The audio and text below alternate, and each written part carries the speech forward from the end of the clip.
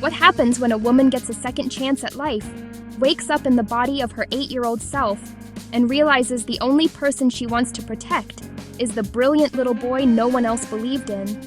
Today we're diving into a Chinese rebirth comedy drama that asks something warmer than most second chance stories.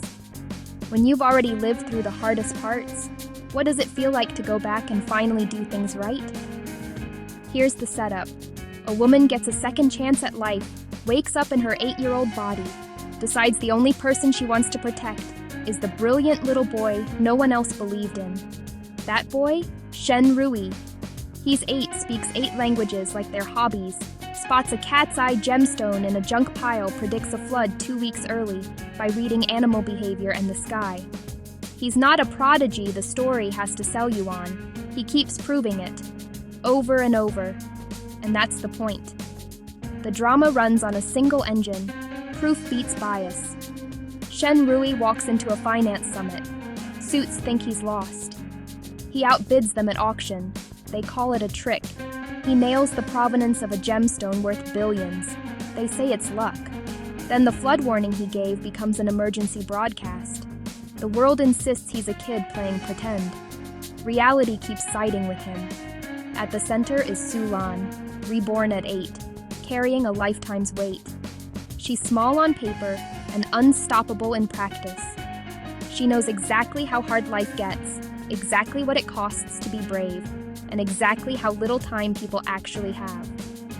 So when a billionaire waves 100 million yuan, she says no. Not because she doesn't grasp the risk, because she does. She backs her grandson instead. If you're expecting revenge spreadsheets and a list of enemies to crush, this isn't that show. It's warmer. It asks, when you've already survived the worst, what does it feel like to go back and finally do things right? Not bigger, just better. Enter Xu Yunzhou, the dismissive power broker. He files people by status and utility. Watching him is watching pride recalibrate. Scene by scene, he learns that the grandmother-grandson duo he wrote off is more capable than anyone he's invested in. That's the romance and the social argument. Competence doesn't care about packaging. The comedy lands because the joke isn't a joke, it's evidence. Every time Shen Rui is dismissed and then proven catastrophically right, the story restates its thesis. The world miscategorizes by appearance, age, background. The show answers with receipts.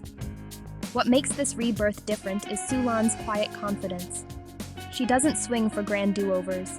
She edits the moments that matter, being present, catching the overlooked brilliance, choosing the person over the payoff. She's 8 outside, 80 inside, and she already knows how the story ends. That's why she's fearless.